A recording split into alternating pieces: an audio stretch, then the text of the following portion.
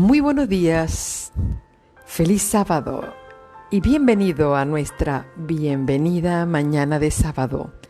Soy Liz Enid Polanco, quien esta mañana te saluda y te abraza en el nombre del Señor, despertando en el sagrado día del Señor, en un ambiente de paz, en un ambiente de reflexión. Gracias al Señor por su hermosa presencia y por cada uno de ustedes, quienes cada mañana hacen el ejercicio de cada día levantarse temprano para encontrarnos con Dios. Y hoy a sus pies queremos conocer cuál es la necesidad más urgente de todo ser humano. Y compartiré con ustedes en esta mañana el capítulo 2 del Camino a Cristo, quien tiene lecciones poderosas para nosotros e importantes de reflexión. Oramos al Señor en esta mañana. Padre Santo y Padre bueno, gracias porque tú estás con nosotros, porque esta mañana hermosa tus hijos se han dado cita para temprano, cuando el sol comienza a dar sus primeros rayos. Le damos la bienvenida al sábado con los ángeles, con el Espíritu Santo y la presencia de Dios en nuestro hogar. Aquí, Señor, reunidos en este rincón especial que hacemos para encontrarnos contigo, queremos decirte que te amamos y te agradecemos de todo nuestro corazón por todas las inmensas misericordias que has tenido con nosotros durante toda la semana. Hoy, Señor, de la misma manera que tuviste 6 días de labores creando el mundo y haciendo la primera familia, descansaste el sábado y te reuniste con toda tu naturaleza y con la primera pareja y aquel primer hogar, para entonces hablarles desde lo profundo de tu alma y de tu corazón y bendecir sus vidas. Hoy queremos, Señor, que tú hagas lo mismo con nosotros. Queremos que en esta mañana tú puedas sentarte, oh Dios, con nosotros y bendecirnos, y poder recibir tu paz, tu reposo y tu amor. Bendice a cada uno de mis hermanos y que hoy el mensaje que podamos compartir toque sus corazones. Que así sea, en el nombre de Jesús. Amén y amén.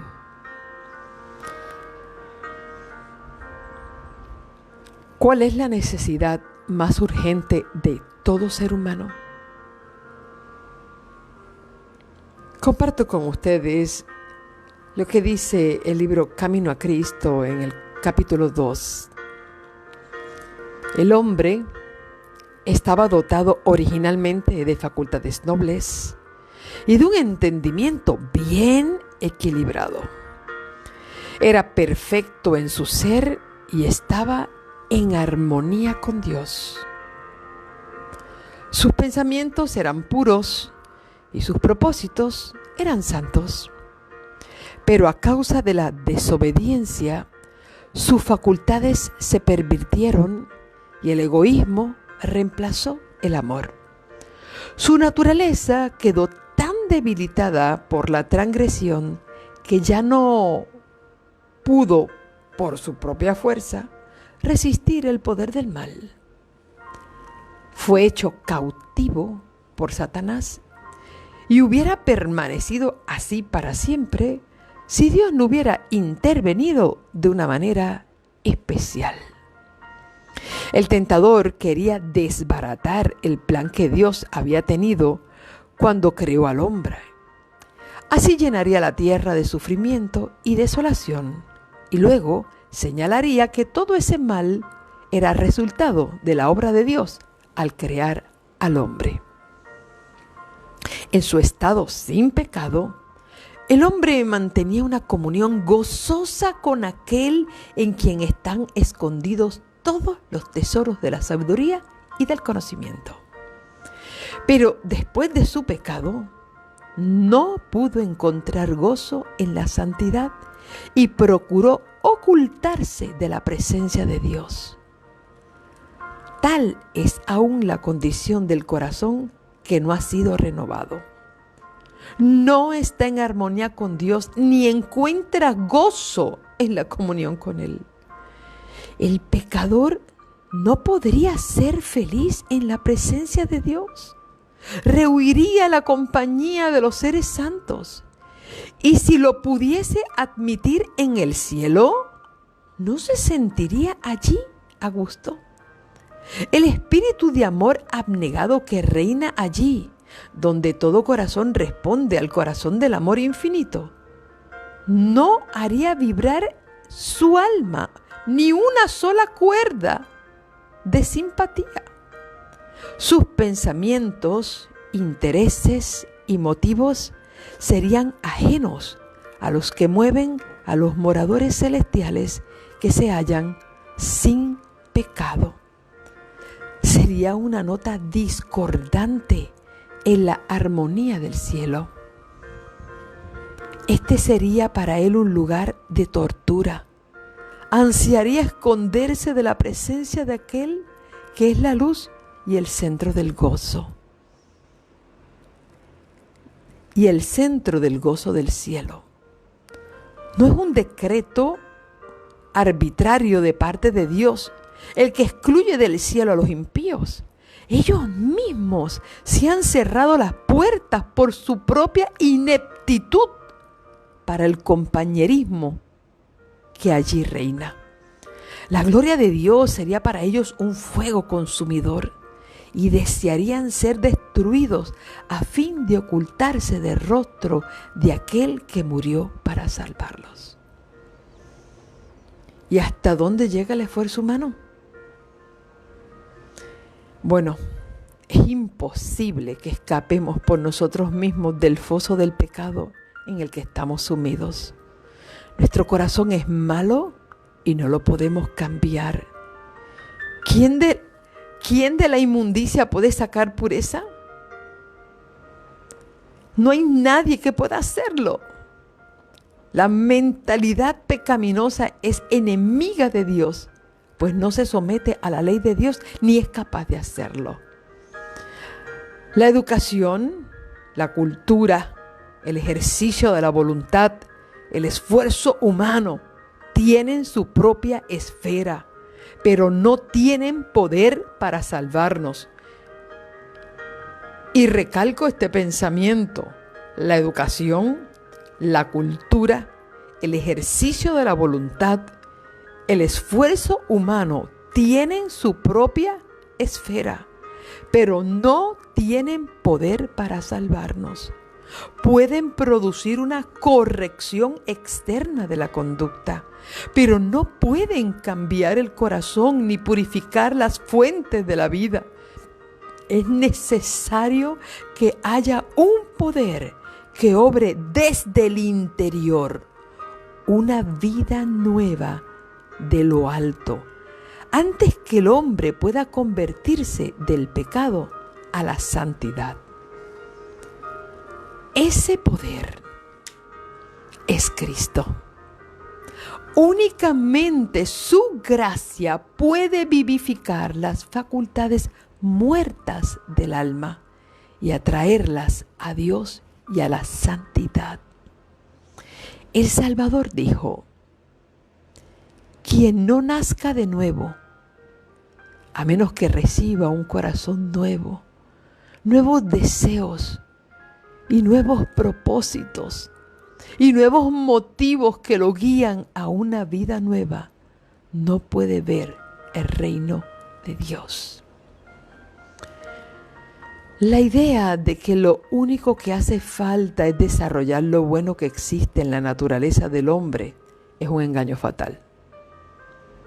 El que no tiene el Espíritu no acepta lo que procede del Espíritu de Dios, pues para él es locura. No puede entenderlo porque no hay no puede entenderlo porque hay que discernirlo espiritualmente. Y eso lo afirmó Pablo en 1 Corintios 2:14. No te sorprendas que te haya dicho, tenéis que nacer de nuevo. De Cristo está escrito, en Él estaba la vida y la vida era la luz de los hombres. De hecho, en ningún otro hay salvación, porque no hay otro bajo el cielo, otro nombre dado a los hombres mediante el cual podamos ser salvos. No basta comprender la amorosa bondad de Dios, ni percibir la benevolencia y la ternura paternal de su carácter. No basta discernir la sabiduría y justicia de su ley y ver que está fundada sobre el eterno principio del amor. Eso, querida familia, no es suficiente. El apóstol Pablo veía todo esto cuando exclamó: estoy de acuerdo de que la ley es buena, la ley es santa y que el mandamiento es santo, justo y bueno. Pero en la amargura de su alma agonizante y desesperada añadió: pero yo soy meramente humano y estoy vendido como esclavo al pecado. Ansiaba la pureza y la justicia que no podía alcanzar por sí mismo y exclamó: soy un pobre miserable. ¿Quién me librará de este cuerpo mortal? La misma exclamación de corazones agobiados se ha producido en todos los lugares y en todos los tiempos. Hay una sola contestación para todos. Aquí tenéis al Cordero de Dios que quita el pecado del mundo. Muchas son las figuras por las cuales el Espíritu de Dios ha procurado ilustrar esta verdad y hacerla clara para las almas que anhelan verse libres de la carga de culpabilidad. Cuando Jacob huyó de la casa de su padre, después de haber pecado engañando a Esaú, estaba abrumado por el peso de su culpa. Se sentía solo, abandonado y separado de todo lo que le había hecho valiosa la vida. El único pensamiento que sobre todos oprimía su alma era el temor de que su pecado lo hubiese apartado de Dios y dejado desamparado del cielo. Embargado por la tristeza, se recostó para descansar sobre la tierra desnuda.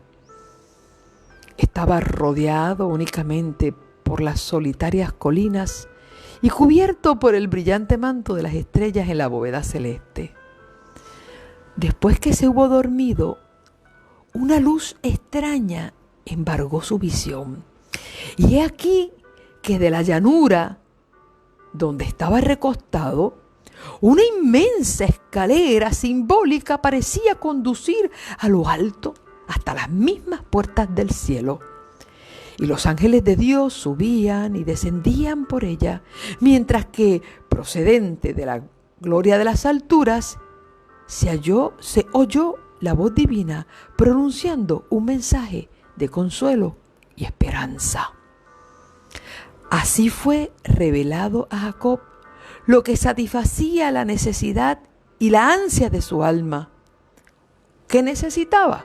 Un Salvador. Con gran gozo y gratitud vio que se le revelaba un camino por el cual él, aunque pecador, podía ser devuelto a la comunión con Dios. La mística escalera de su sueño representaba a Cristo, el único medio de comunicación entre Dios y el hombre. A esta misma figura se refirió Cristo en su conversación con Natanael cuando dijo: veréis el cielo abierto y a los ángeles de Dios subir y bajar sobre el Hijo del Hombre. Eso está en Juan 1:51. Por su caída el hombre se enajenó de Dios y la tierra quedó separada del cielo. A través del abismo existente entre ambos no podía haber comunión alguna.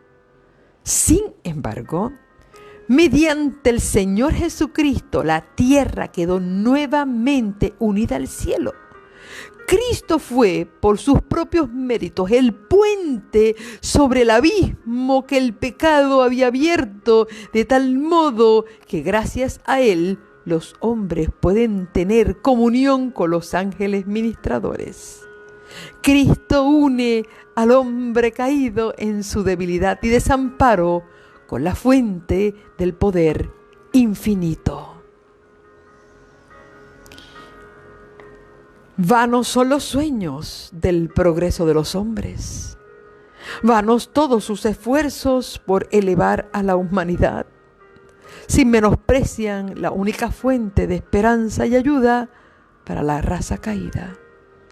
Toda buena dádiva y todo don perfecto provienen de Dios. Fuera de Él no hay verdadera excelencia del carácter. Y el único camino para ir a Dios es Cristo, quien dice: yo soy el camino, la verdad y la vida, y nadie llega al Padre sino por mí, según Juan 14:6.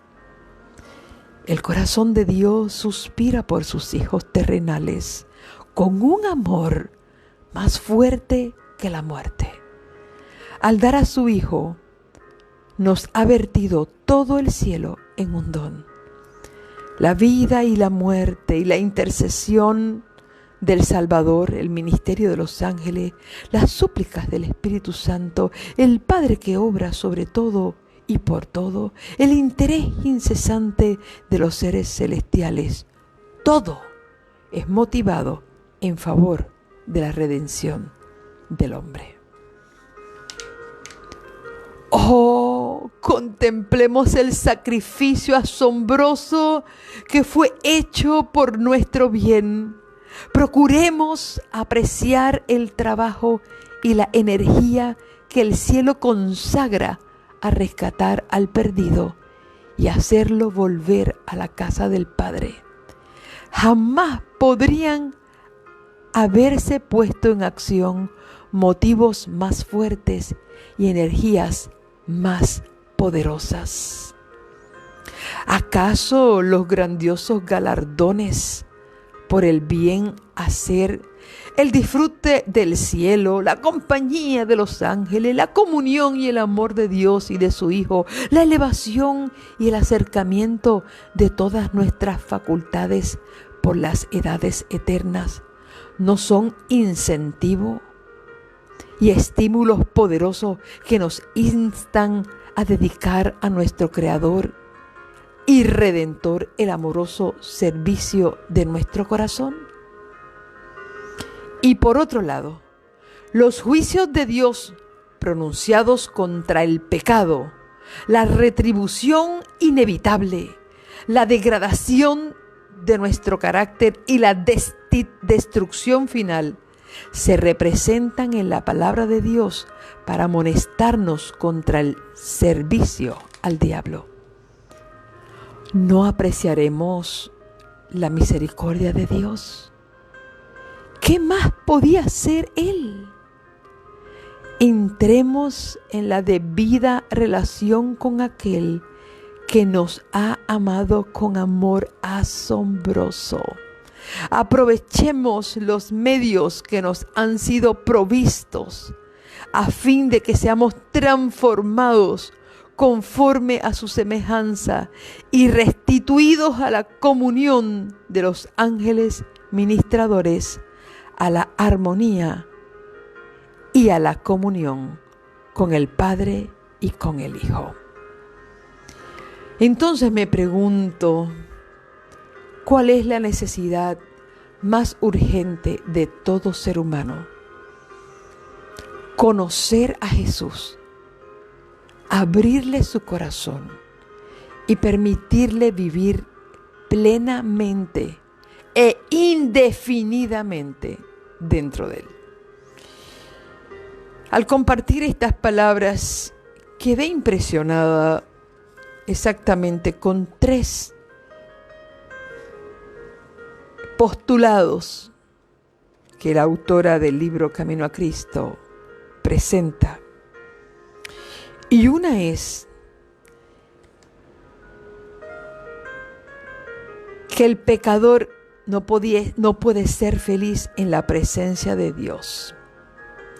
Me parece impresionante cómo el pecado cambia los designios de nuestro corazón.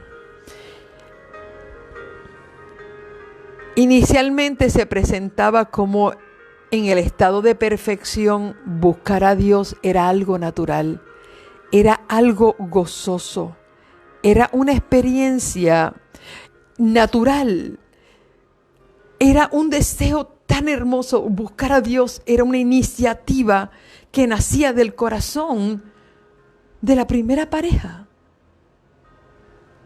Y cómo cuando el diablo les hizo pecar, la entrada misma del pecado los llevó al sentimiento y al estado exactamente contrario. Porque lo primero que hizo Adán y Eva fue esconderse de Dios. Cuando escucharon su voz caminando por el huerto, el día anterior, cuando escucharon esa voz, salían corriendo a buscarlo porque no había algo que llenara más sus corazones que ver, no era sentir, ver y escuchar la voz de Dios, ver su presencia y escuchar la voz de Dios.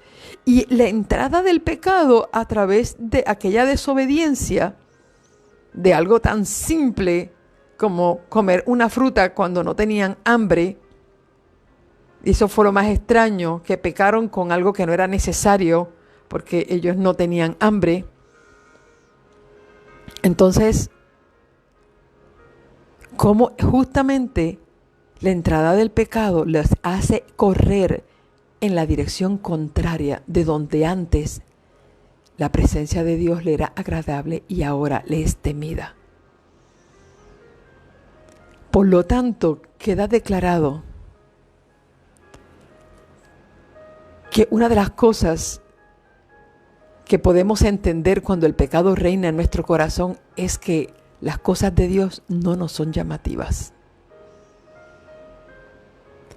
Si nos hacen a nosotros una invitación entre ir a un social de la iglesia o a una comida de despedida de sábado en una pizzería para pasarla bien, y hacernos para la misma hora una invitación para tener un momento de reflexión o de ayuno o de oración o de intercesión, obviamente nuestro corazón se va a inclinar para ir a comer la pizza o tener un social de alegría. No porque eso sea malo, eso no es pecado. Tener momentos de gozo y tener momentos de comer y compartir con los hermanos y jugar, eso está bien. Pero si nosotros tuviéramos que elegir entre tener un momento de alegría y gozo en otras cosas someras de la vida o tener un momento de estar con Dios, nuestra naturaleza inmediatamente se va a inclinar hacia el otro lado.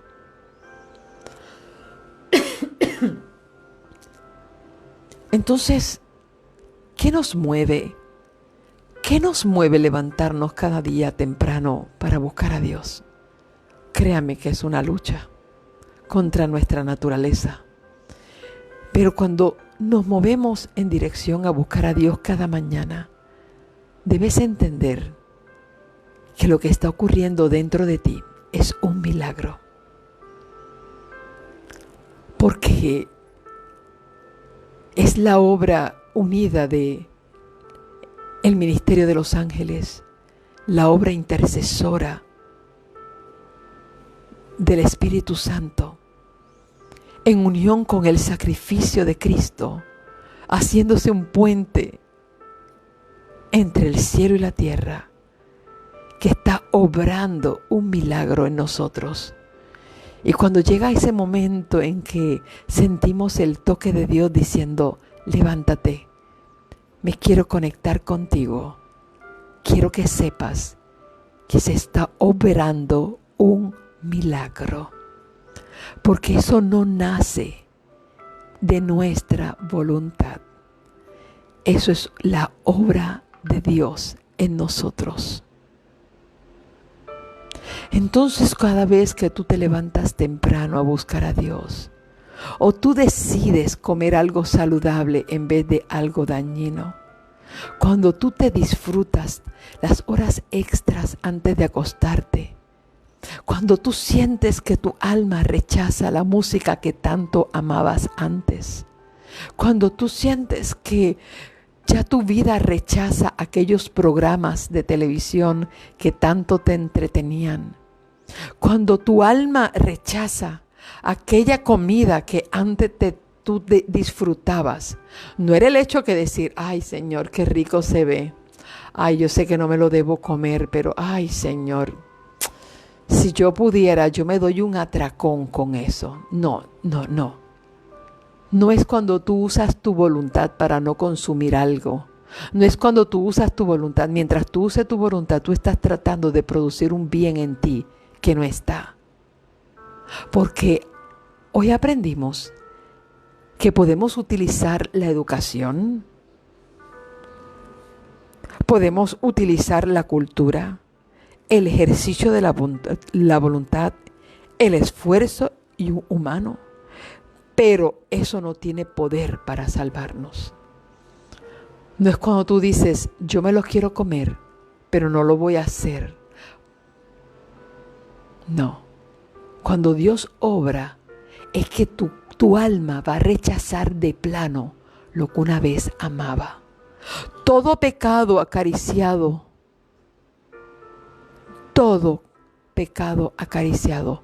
queda rechazado inmediatamente.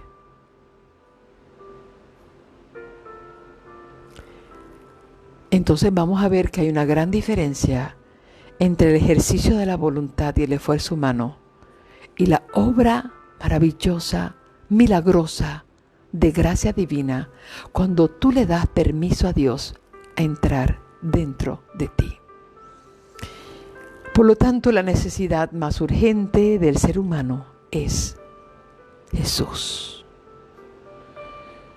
Cada vez que tú disfrutas su presencia, que tu corazón se inclina a leer la palabra en vez de cualquier otro libro, cuando tu corazón se inclina a cantar un himno de adoración a Dios en vez de una canción mundana, cuando tus ojos se niegan a ver programas obscenos, cuando tu cuerpo se niega el placer de comer algo malsano, cuando tus ojos y tus oídos se niegan a volver a escuchar o ver algo esclavizante, o reír de un chiste de doble sentido de los cuales antes te reías y disfrutabas la comunión con tus amigos, cuando tu mente rechaza pensamientos que antes tú les dabas nido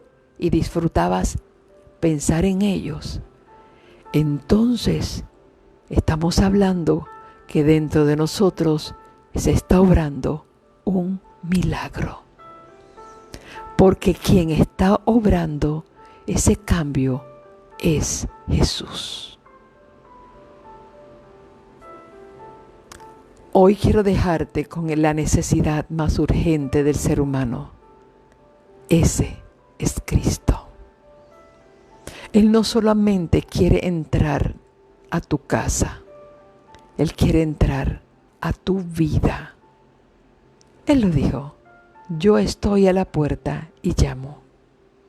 Y si alguno oye mi voz y abre la puerta, entraré a Él, cenaré con Él y Él conmigo. Que Él sea no solamente el invitado a tu casa, sea el dueño de tu casa y de tu corazón. Oramos al Señor. Padre Santo y bueno, gracias por esta nueva mañana de sábado, que le damos la bienvenida a nuestro corazón. Queremos hoy, Señor,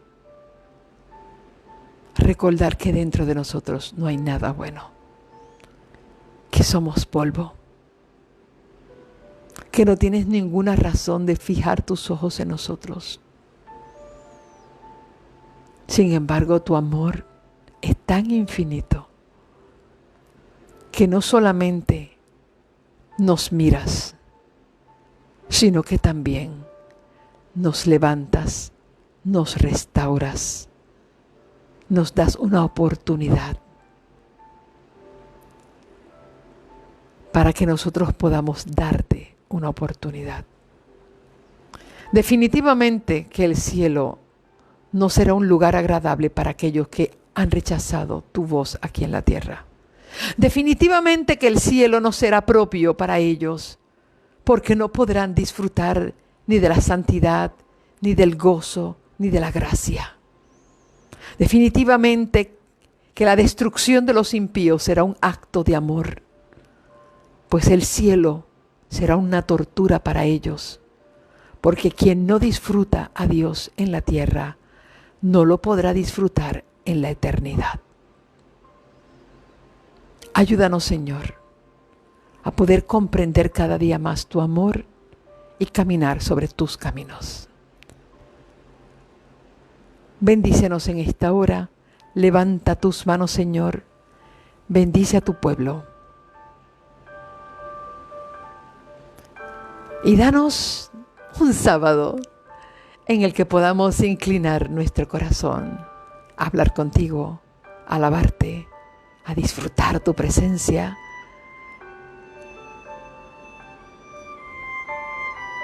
A dejar que la paz que a veces perdemos durante la semana llegue a nuestra alma. Ayúdanos, Señor.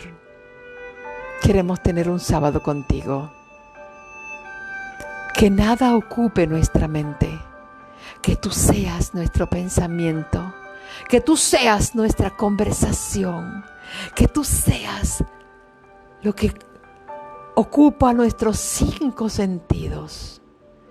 Que podamos tocarte, que podamos olerte, que podamos mirarte, que podamos escucharte y que podamos hablarte.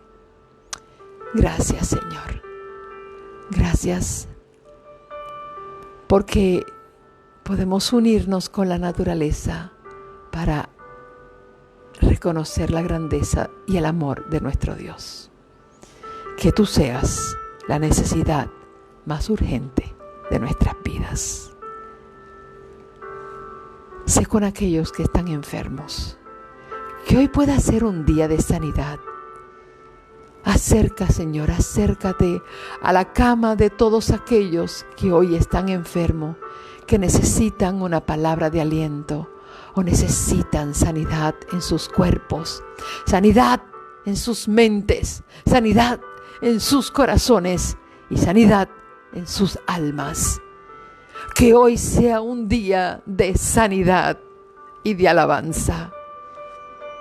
Entra donde están cada uno de ellos y entra con tus manos llenas de poder y de sanidad. Toca sus cuerpos, toca sus mentes, toca sus almas y restaura. Que hoy los aires alrededor del mundo se llenen de alabanza y de gratitud al Dios que camina y que llega hasta donde están sus hijos quebrantados para darles restauración, sanidad y salvación. Que así sea, mi Dios amado, que así sea, en el nombre poderoso, que es sobre todo nombre, en el nombre de aquel que está sentado en el trono de la gracia, intercediendo por cada uno de nosotros, al cual se ha dado la gloria y la honra por los siglos de los siglos. Amén y amén y amén. Feliz sábado, querida familia.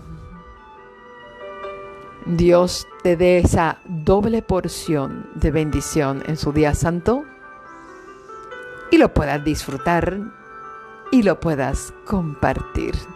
Estuvo contigo Liz Enid Polanco para llevar a tu vida luz, esperanza y poder. Feliz sábado.